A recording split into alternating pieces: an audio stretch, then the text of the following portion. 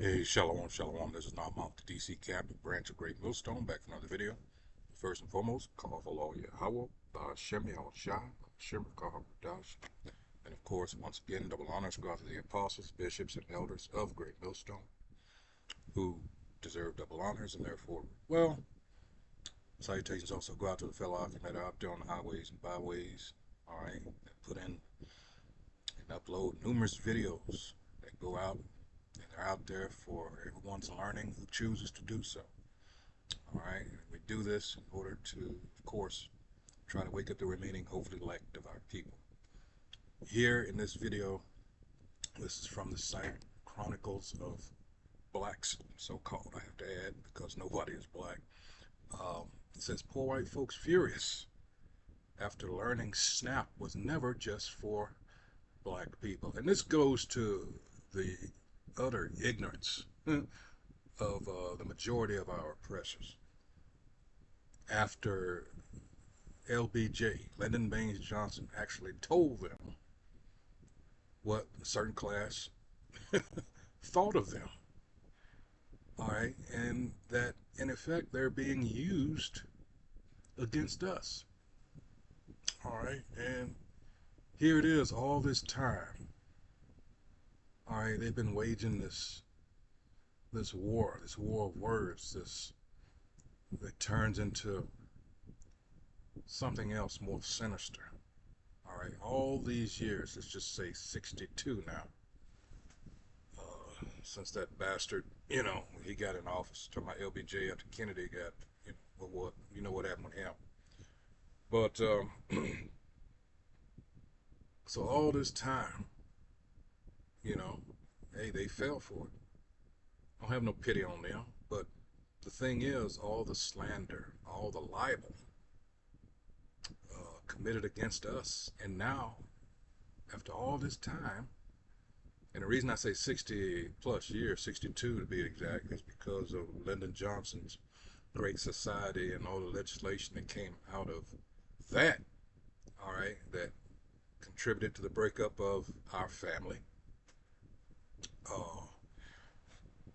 These programs that actually benefited them folks more than us.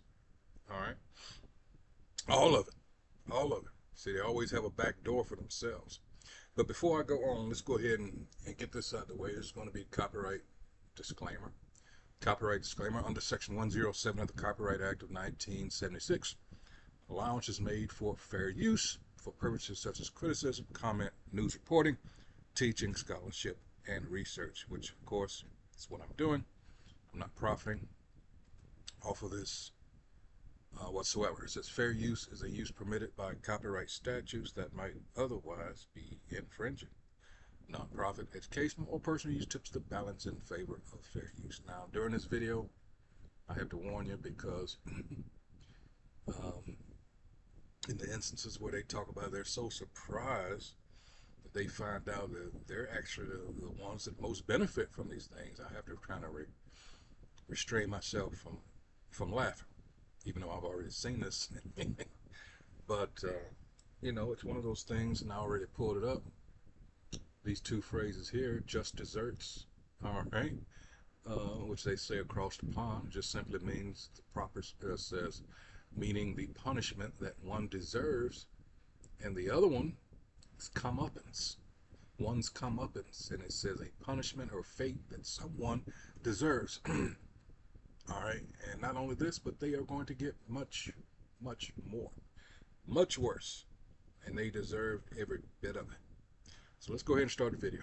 A lot of people that are on food stamps and live in really poor areas also are Trump voters. I voted for him for lower grocery prices. Not only has that not happened, I'm getting my food stamps taken. I did not ask for this. Am I a bad person because I got a little smile on my face when I found out that 42% of the people that receive SNAP benefits are white people in red states? This is for all the MAGA voters posting about not getting a shit about people not getting their SNAP benefits. Quick education, 55%.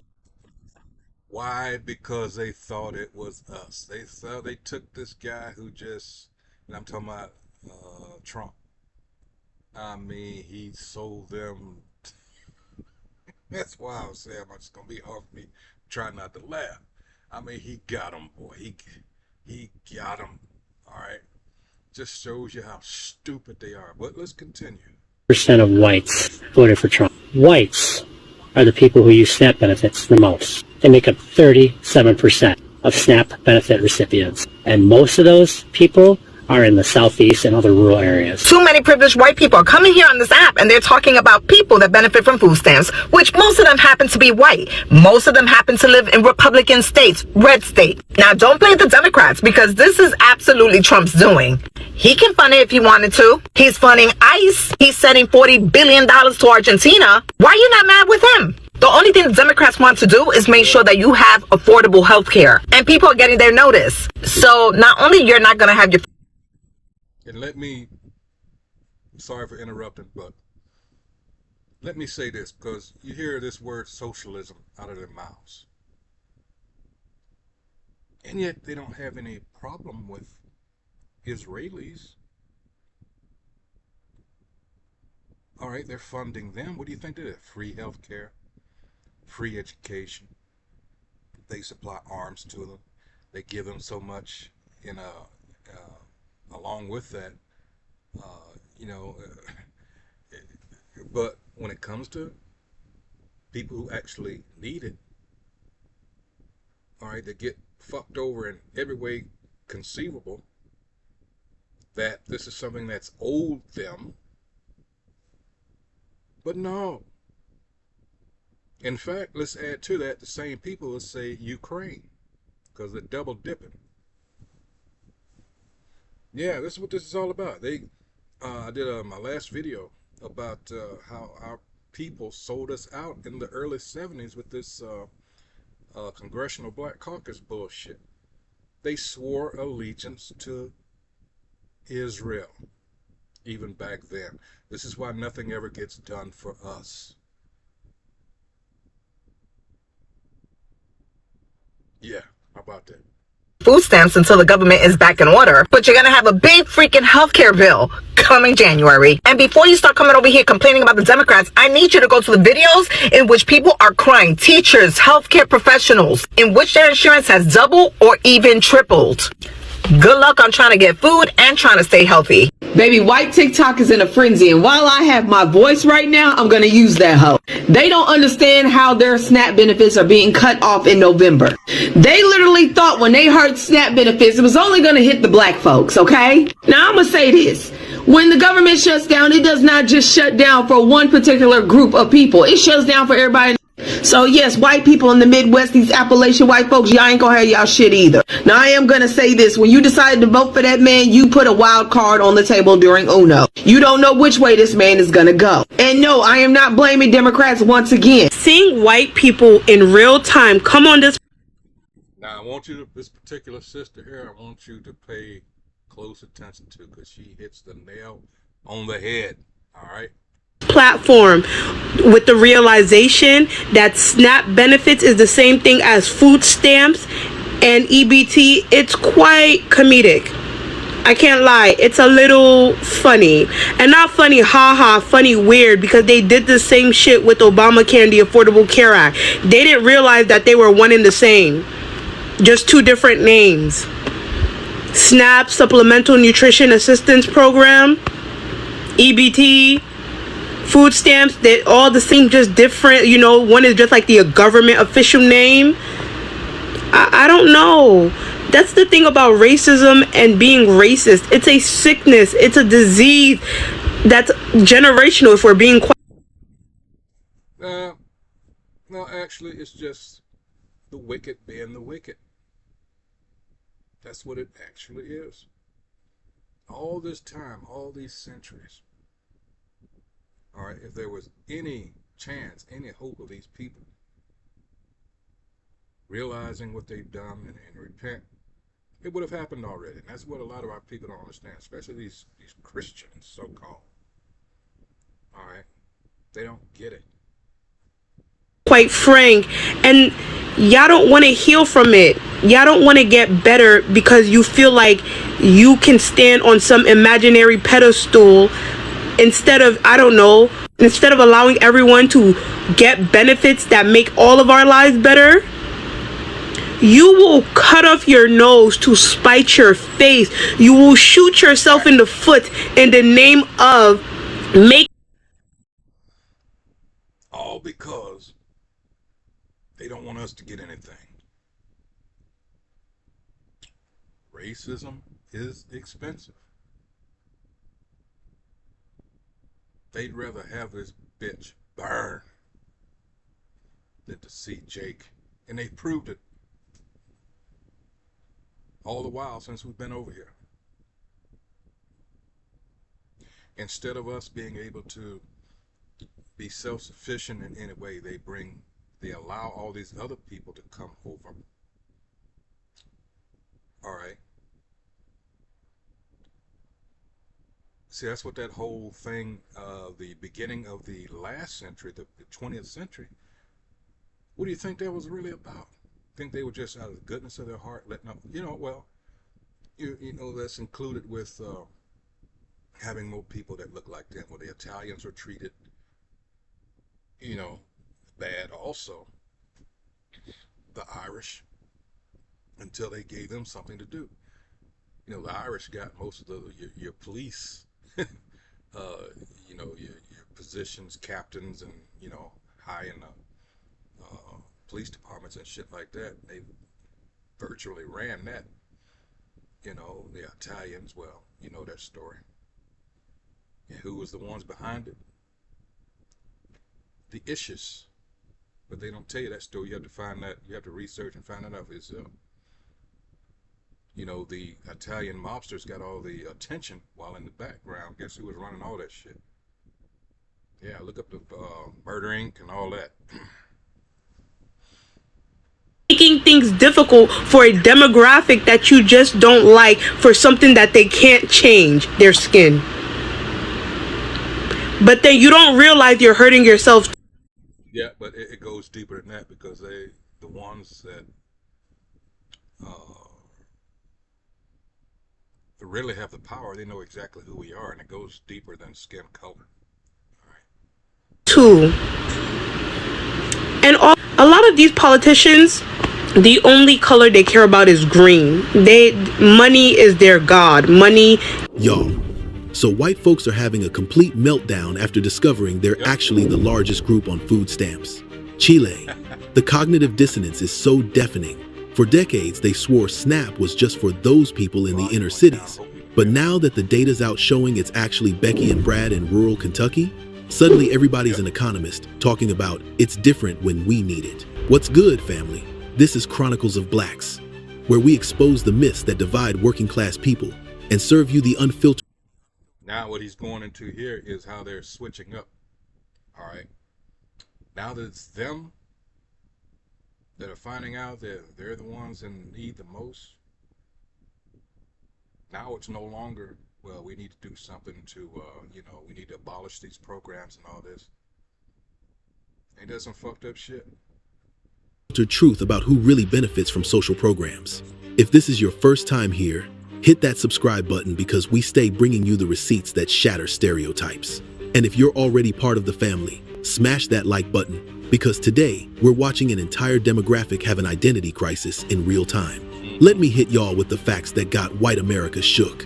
According to the United States Department of Agriculture's latest data, approximately 36 to 37% of SNAP recipients are white, making them the largest racial group receiving benefits. That's compared to 26% who are black, 16% who are Hispanic, and around 4% who are Asian. In raw numbers, that means more white families depend on food stamps than any other racial group in America. The Center on Budget and Policy Priorities reports that the states with the highest SNAP participation rates include West Virginia, Louisiana, Mississippi, Alabama, and Kentucky, states with significant white rural populations. In West Virginia alone, where the population is 93% white, 1 in 6 residents receive SNAP benefits. The Appalachian Regional Commission found that food insecurity affects 1 in 7 people across the 13-state Appalachian region, which is predominantly white and rural. Historical data shows this isn't new, y'all. The Food Stamp Act of 1964 was actually designed to help rural white farmers as much as urban populations. See, what I was saying earlier? This was initially to help them. Even during the time of Roosevelt. The program's pilot phase in 1961 started in 8 counties, 6 of which were predominantly white rural areas. The USDA's own archives show that throughout the 1970s and 80s, white Americans consistently made up the plurality of food stamp recipients. The Economic Research Service found that rural counties have higher rates of SNAP participation than urban counties, 14% versus 13%. Rural America, which is 78% white according to census data, depends heavily on these benefits to survive economic downturns in agriculture, manufacturing, and resource extraction industries. The program serves approximately 42 million Americans annually. That's 1 in 8 people, family. Yet they made Jake the face of it. I wonder why. In states like Oklahoma, that's 1 in 6 people receiving benefits. Now, I want y'all to watch these clips of white folks having complete breakdowns after learning they're the biggest recipients of the very programs they've been demonizing for decades. Pay attention to the mental gymnastics, the denial, and the immediate pivot to, but it's different for us. Let's watch these clips together, and then we'll unpack this beautiful display of cognitive dissonance. Is who they serve. Salakia. Do not buy the Natural Healing Handbook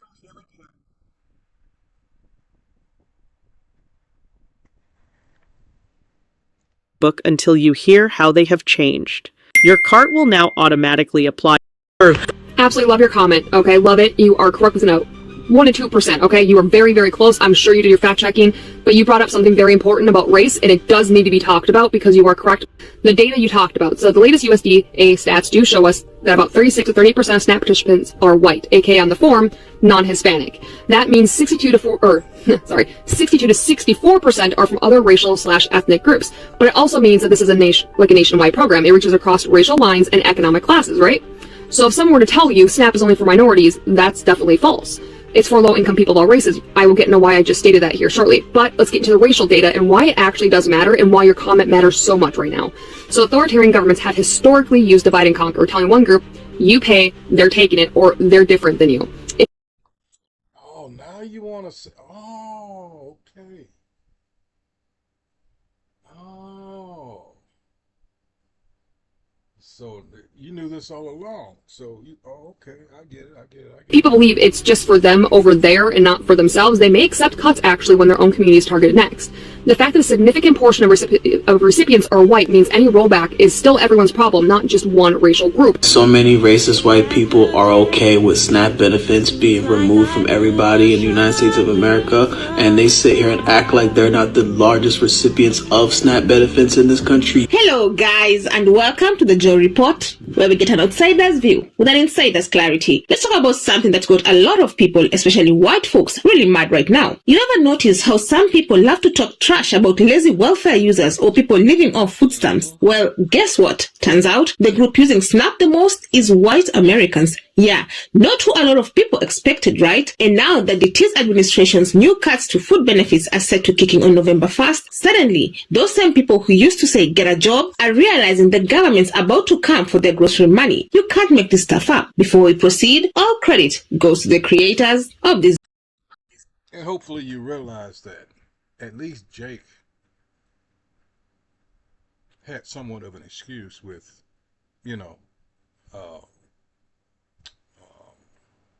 with racism such as it was, because it's built in, all right, institutional racism to deal with, but now that, and it's especially funny since this is the guy that they were so eager to vote in, he and his cronies, because they thought that we were going to bear the brunt of it and they would be laughing at us. No, he got them. And you have to understand, there's a lot of these people, especially here in the DMV where I'm at, DC, Maryland, and Virginia. Prince George's County here is, I think, the wealthiest county for our people in the United States. All right. A lot of them with, high-ranking government employees. They just showed on the news a couple of days ago them being in the food bank lines, because a lot of these people, they got uh, uh, hell of a high mortgages and other things, uh, you know. And let's face it, a lot of these people also have been in government for years. They just got caught, you know. They never thought themselves that they would be in this predicament. That's happened to a lot of people. They talked all that shit for however many years about people that, were less fortunate than them. And, now, uh, all kinds of egg on their face, so to speak. But see, this just goes to show you, keep your fucking mouth shut. All right? You don't know what the next person is going through. Should be common sense. Worry about your own shit, but, it is what it is.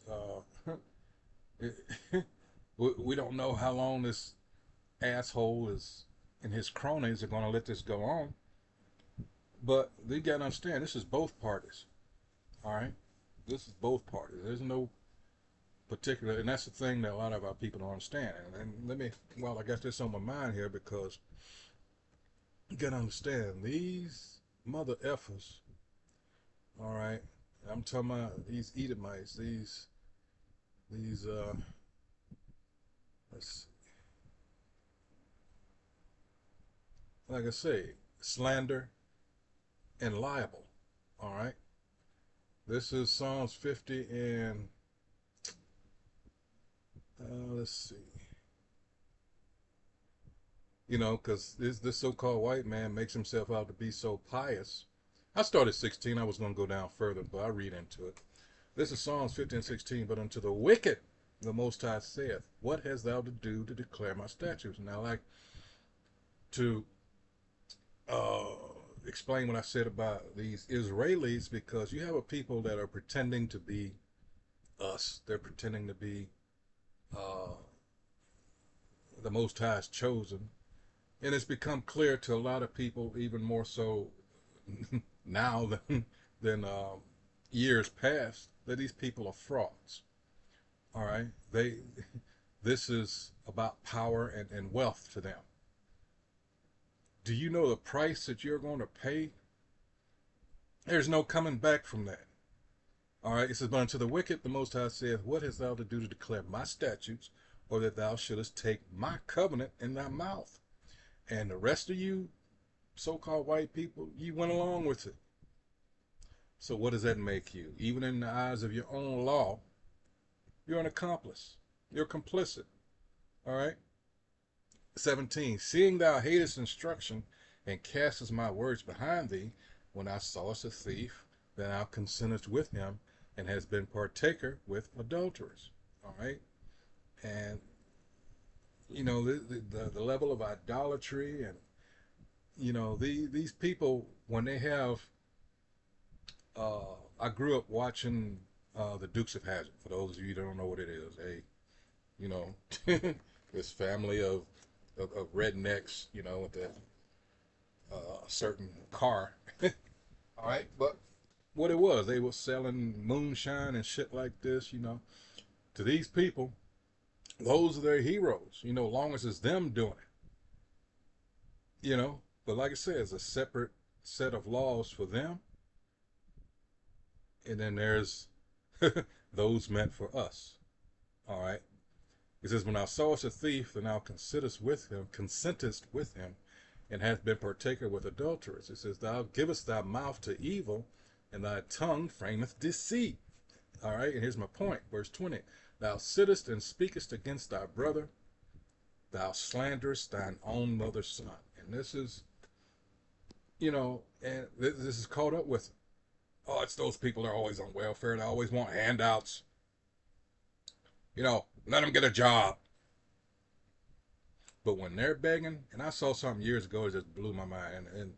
And the woman had to look at me, and I'm like, what the fuck are you looking at me for? Because it was me out there. What happened was this: she was in a car, sitting at a light, and this Edomite with his, he's begging for change or whatever, had for money. She couldn't wait. Boy, she went in her pocketbook. I'm standing there just staring at her ass. And she locked eyes with me and was like, oh, shit. Because if that had been a Jake, you would have been saying, get a job. Rolled up your window if you even let it down. See, that's the thing. Now people are gone. Again, thou sittest and speakest against thy brother, thou slanderest thine own mother's son. And the libel too. Let's go, for those of you who don't know, I just got to put it up there. Libeled, all right. A published false statement that is damaging to a person's reputation or a people. A written defamation. All right, there you go. And slander, of course, is the speaking of such. All right. All right. These videos. Let's watch a few more clips and I'll be back with more commentary. People frequently claim that immigrants and poor black families are living off the system. They're on welfare. They're mooching. But here is the truth.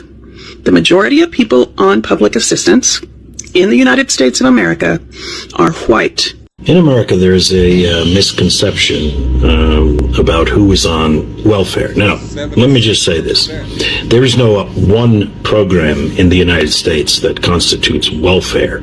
There are many social programs in the United States that are part of what the United States calls the social safety net, which is really not much of a safety net at all when you consider the meager benefits that people receive. So, what I've decided to do is look quickly at the statistics from the last census. Now, this holds true going back, but actually in the last 20 years, it has increased. The number of people receiving public benefits of some sort or another has increased amongst one particular demographic, and that is amongst white people. 20 years ago, 61% of all the people receiving public benefits of some kind in the United States were white people. Today, 76.2% of all the people receiving some form of public benefit were white people. Finally, you get to see the true America. The stipulation has always been that black people are lazy, that black people are on welfare. Well, guess what? A lot of poor white people in the red states are now crying that they're not getting the EBT money from the EBT cards. Why? Because they are on welfare. They have 7 and 8 kids. Now the truth is coming out since Trump has slashed funding for the EBT and the SNAP programs. You see how many white people now are on welfare. So all this mythical stuff about black people being on welfare, oh, it's the blacks, it's the blacks, it's the blacks. Now you're seeing the real America, that it's not only black people on welfare, that there are a lot of white people on welfare also. There are a lot of white people, a lot of poor people living in those red states, and those red states that voted for Trump are now getting hit. I'm seeing a lot of videos right now where a lot of people are really pissed at Trump. They weren't mad at him when they got to see other people lose stuff. But now that it affects... Okay, so we just witnessed white America have a collective identity crisis over food stamp data. Did y'all catch that energy? The woman crying about losing her benefits while still trying to blame Democrats, even though she voted for the very politicians who promised to cut these programs? The man talking about how he works overtime but can't get above water, as if that's not the exact same struggle black families have been describing for generations. That TikToker breaking down the statistics had them pressed when she said, yeah, Agenda 2025. All right. For you people that are still in denial, these are the people they voted in. These are the same people that, what was it, 62% of Latinos voted for. You cut your own nose off to spite your face, and you're expecting sympathy? All because you wanted to hurt us. That was the motivation. Let's be clear. That was the motivation behind a lot of this shit. But may I direct you back to the scriptures? What does it say about that? Let's stay in Psalms. Let's say this is Psalm 7. All right. And 15. Actually, I started 14. Behold, we know who the he is. He travaileth with iniquity, and hath conceived mischief, and brought forth falsehood. He made a pit, and digged it, and is fallen into the ditch which he made. His mischief shall return upon his own head, and his violent dealing shall come down upon his own pate. It just told you twice, it's coming down on his own head. Beautiful. 55% of whites voted for politicians who want to cut SNAP, and whites make up 37% of recipients. The math wasn't mathing for them. They really thought when politicians talked about cutting entitlements and ending welfare dependency, they were only talking about... And they were the most entitled. How stupid do you have to be? The hatred. I mean, hey, I hate to, but I'm just, I'm replaying, the Looney Tune cartoon with the Road Runner and the Coyote. Yeah, I always try and set traps. They end up falling into them himself. About black folks in Chicago and Detroit. The woman from Illinois talking about drowning financially, hitting food pantries, and having to choose between gas and groceries. That's the exact scenario they've been calling us irresponsible for experiencing. But now that it's happening to them, suddenly it's a national crisis that needs immediate attention. She said she works overtime and literally has no gas for next week, had to choose between gas and groceries, and is hitting local food pantries. Sound familiar, y'all? What really got me was seeing politicians who've been voting to cut these programs suddenly acting concerned when white faces started appearing in the viral videos. The same energy they brought to calling food assistance socialism disappeared real quick when they're... That's why you motherfuckers are actually gonna try to help them. Fuck you. That's all I got to say. All this time, these motherfuckers ain't never tried to do anything to actually help you, to help us. And now because they finally experiencing what we've been going through for generations, now you want to, oh, but I'm a Christian. You people got to go. These motherfuckers are falling, all right? Let them. Let them. Actually, there's nothing you can do anyway. This is all prophecy. But to actually see a Jake feel sorry for these motherfuckers. Own constituents started crying on TikTok about not being able to feed their kids. And can we talk about the comment section? White folks asking, wait, I thought this was just for them? And I didn't know we were on welfare too. The shock, the absolute shock that they've been benefiting from the same programs they've been demonizing for decades. The irony is so thick, you could cut it with a butter knife. Not the same people who spent decades calling us welfare queens, now crying about their EBT cards not working. Not the folks who said, just get a job, now admitting they work multiple jobs and still can't survive. Not the people who voted to end handouts now panicking because their handouts are ending. Not the individuals who posted memes about lazy people on food stamps, now making TikToks about how they can't afford groceries. This connects to a much larger pattern of how racial propaganda has been used to dismantle social programs in America. Y'all, the welfare queen myth, popularized in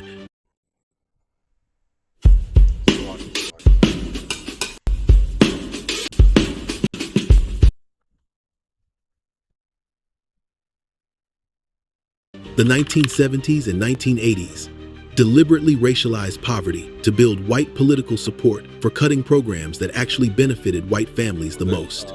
Political strategist Lee Atwater explicitly described this Southern strategy in a 1981 interview. Which actually came out of the Goldwater era, I believe, 64. Hold on.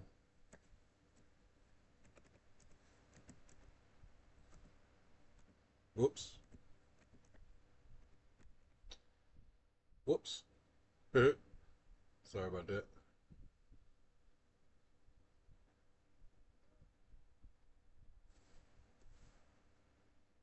Ah.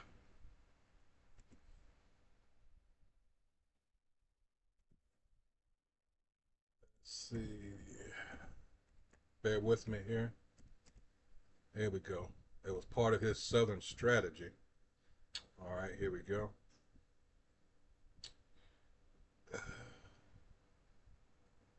All right.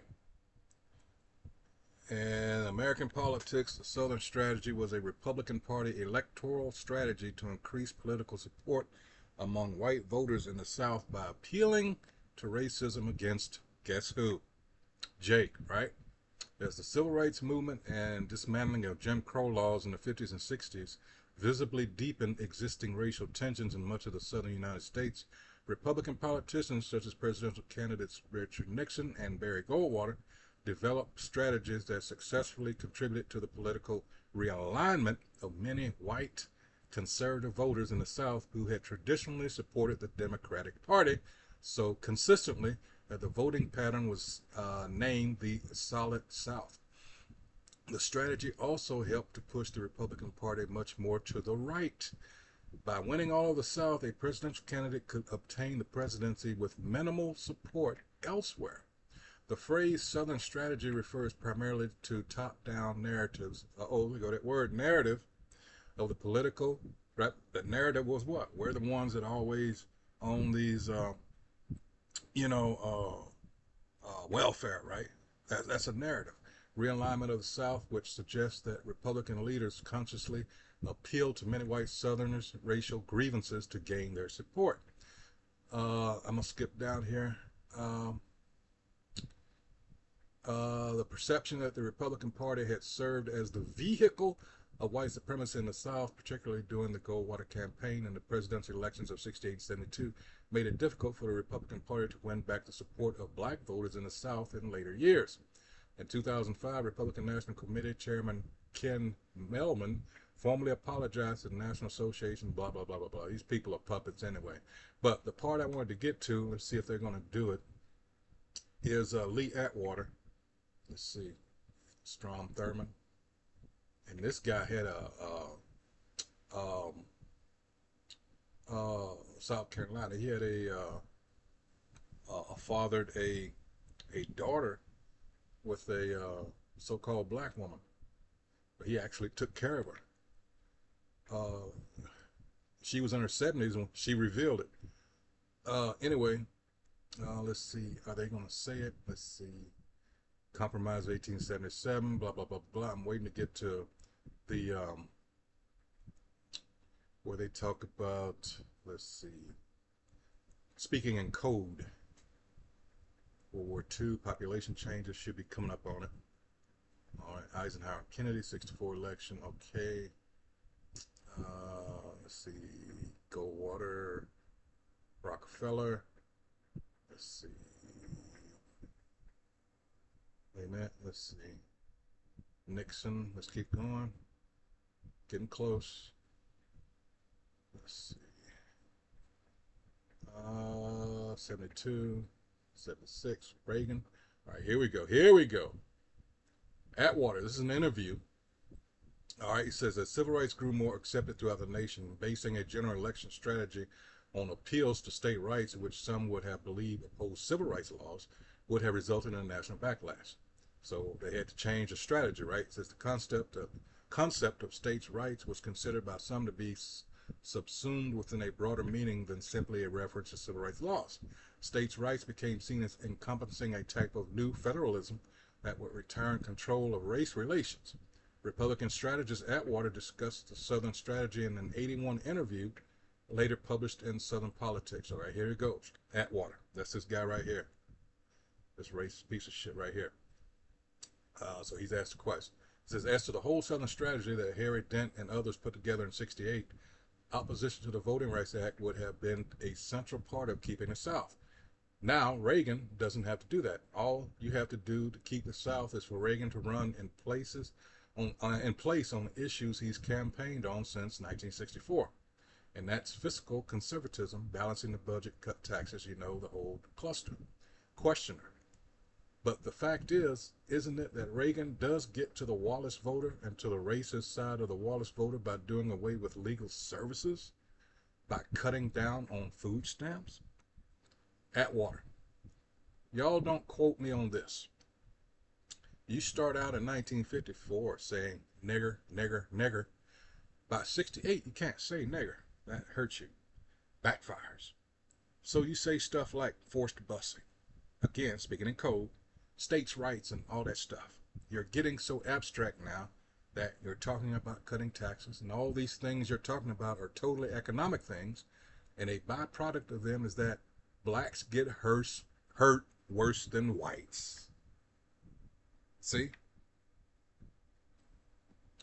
And subconsciously, maybe that is part of it.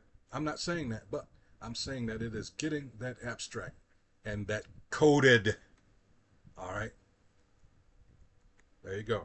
Explaining how abstract economic policies could be used to hurt black communities while maintaining plausible deniability about racial intent. The sociologist Martin Gillens documented in his book, Why Americans Hate Welfare, how media representations consistently showed black faces when discussing. Let's look that up, because this is another way how they operate all over the world. Plausible.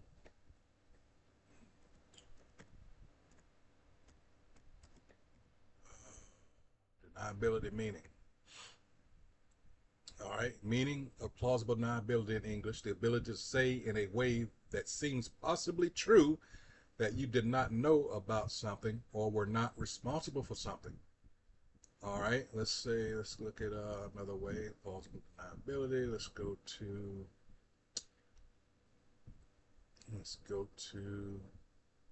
let's try TV tropes. All right. Plausible deniability is when a person's involvement or culpability in an event might be denied or at least mitigated. God dang it. Whatever. Is when a person's involvement or culpability in an event might be denied or at least mitigated by creating a situation where they can claim ignorance or an inability to act. This typically involves having an official policy against such a situation, or at least preventing a paper trail connecting them directly to that event. It doesn't matter if they are a king, president, prime minister, or CEO. They can claim they were locked out of the loop. That's how this devil works. Discussing poverty programs. Even though whites were always the largest group of beneficiaries, this deliberate misrepresentation created a false association between race and welfare that persists today. Television news coverage from the 1970s through the 1990s disproportionately featured black families when discussing welfare, even though they never constituted a majority of recipients. The result? White voters consistently supported politicians who promised to cut the very programs their communities depended on, believing those cuts would only affect black and brown families in cities. They voted against their own economic interests. Remember what I said about the narrative? They had to establish that. Knowing all along that they're just sheer numbers of it, they were the ones that were going to profit off the most. That's why all these things like civil rights and affirmative action, all that, they benefited the most. The white woman, the LGBTQ, all that shit, they benefited most. We didn't. That's why we were okay when they pull the plug on that shit. Because racial resentment was more powerful than economic self-preservation. This is the Lyndon B. Johnson quote, manifesting in real time, convince the poorest white man he's better than the best black man, and you can pick his pocket. Let me share what this looks like in real communities today, y'all. Sarah from West Virginia voted for politicians who promised to end welfare dependency for 20 years because she believed she was different from those people on assistance. When the coal mine closed and she needed SNAP, to feed her 3 kids while working 2 part-time jobs. She was shocked to discover her own representatives were trying to add work requirements that would disqualify her because there were no jobs in her county that met the 80-hour monthly requirement. Or take Jim from rural Tennessee, a disabled veteran who posted constantly about welfare leeches on Facebook, while his own family quietly used SNAP benefits to supplement his fixed income. When his benefits got cut due to new restrictions, he blamed illegals for taking resources, refusing to acknowledge that he'd voted for the very politicians who slashed the program's budget and tightened eligibility requirements. Or consider Jennifer from Ohio, a middle manager who lost her job when the manufacturing plant moved operations overseas. She'd spent years looking down on coworkers who used food assistance, calling them irresponsible. When she found herself unemployed at 52 with limited prospects, the same SNAP benefits she had criticized became essential for feeding her family during her 18-month job search. These aren't isolated cases. They're the predictable result of decades of racial propaganda that convinced white Americans to vote against their own interests by making them believe social programs were only for black people. Here's the moral audit we need to have. Family. If we're going to talk about Christian values, let's examine what the scripture says about bearing false witness and showing partiality. The 9th commandment forbids lying about your neighbor, which includes spreading false narratives about who uses government assistance. James chapter 2 warns against showing favoritism, saying if you show partiality, you commit sin and are convicted by the law as lawbreakers. The book of Proverbs chapter 14 verse 31 tells us that whoever oppresses the poor shows contempt for their maker. But see, the thing is, that's not talking about everybody. All right, this whole book from beginning to end is about what? All right, the travails of the Israelites. All right, it tells you, let's get it. Let me see.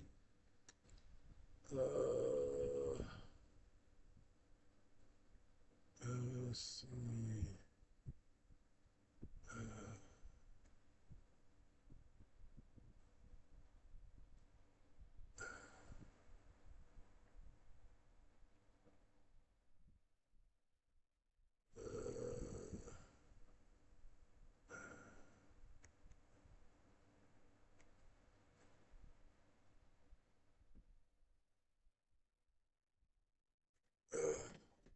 Hold on.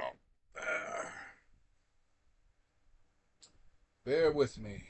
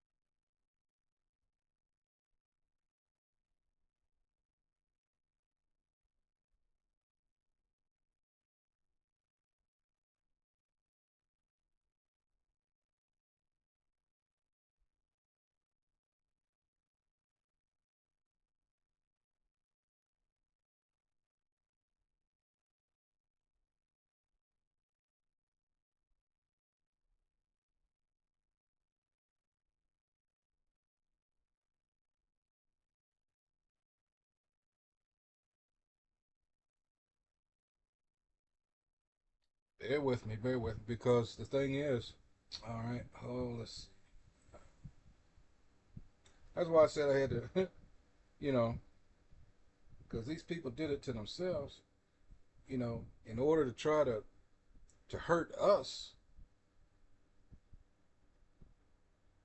Oh man, why is this thing taking so long? Oh man, you just can't help but laugh. It's just, wow. It's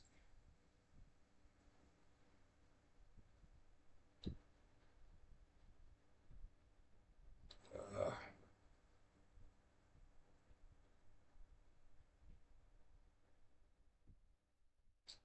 beautiful, I have to say. Beautiful.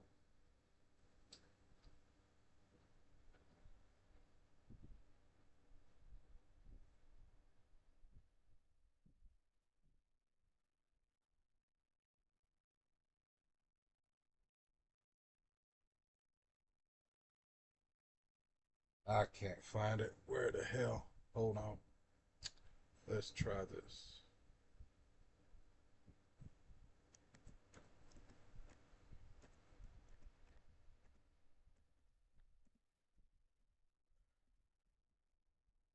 Sworn it was.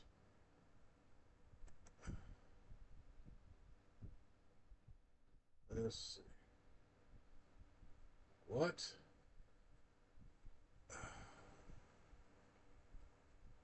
Oh, come on. Yeah, there it is right there. This is, I thought it was Ezekiel. I apologize. Ezekiel 2 and 10, and he spread it before me, and it was written without, within, and without. Good Lord, how did I? All right, hold on. Let me read that. Let me read into it. Let's start at 8. Ezekiel 2 and 8. I can't believe I went through all that, and it was right there. So even though my my eyes could, my mind knew where I wanted to go, and that was the spirit actually. This is Ezekiel 2 and 8. But thou, son of man, hear what I say unto thee. Be not thou rebellious like that rebellious house. Open thy mouth and eat that I give thee, meaning these scriptures, all right, this book. 9. And when I looked, behold, an hand was sent unto me, and lo, a roll of a book was therein. And he spread it before me, and it was written within and without, and there was written therein lamentations and mourning and woe. This is all about a particular people. All right, this is not for everyone. So I guess this guy is coming from a Christian perspective. No, no. Who are the people that they had always targeted? Hello. But whoever is kind to the needy honors God. There's no biblical asterisk that says, unless the poor person is a different race than you. The same God who commands us to care for the widow and orphan in James chapter 1 verse 27 doesn't check their This is this Christian perspective, see? voter, registration, or skin color first. Matthew chapter 7 verses 1 through 5 warns us not to judge others, lest we be judged by the same measure. Y'all spent decades judging black families for needing assistance, and now that same judgment is falling on your own communities. The scripture says whatever measure you use to judge others will be used to judge you. If we're talking about American values of truth and justice, then we have. See, you understand why now these people have to go. These amongst our people, these so-called Christians that don't understand what the hell is going on. All right, they have, taking the instructions of our enemy, all right, going to their schools and all of that, all right, and don't understand that this doctrine that was given to them has been used as a weapon. Have to acknowledge that building political movements on racial lies is fundamentally anti-American. When you convince people to vote against their own survival by weaponizing racial resentment, you're not practicing democracy, you're practicing deception. The Declaration of Independence talks about self-evident truths and unalienable rights. And what condition were we in when all of this was written? See, this is a person that just does not get it. But those principles mean nothing when people are manipulated into voting against their own well-being. The ethical test is simple, y'all. If you only care about poverty when it affects people who look like you, you don't actually care about poverty, you care about privilege. If you only support social programs when you discover you benefit from them, you're not principled, you're just self-interested. If you spent years demonizing others for needing help, and now you're shocked that Try centuries. I'm gonna end it there because this is getting, but I mean, hell, it's only 3 minutes left. If you choose to, you can watch it to the end, but I'm gonna, call it here. It's this place is done for. There's no healing of our bruise, as it says in Jeremiah. All right.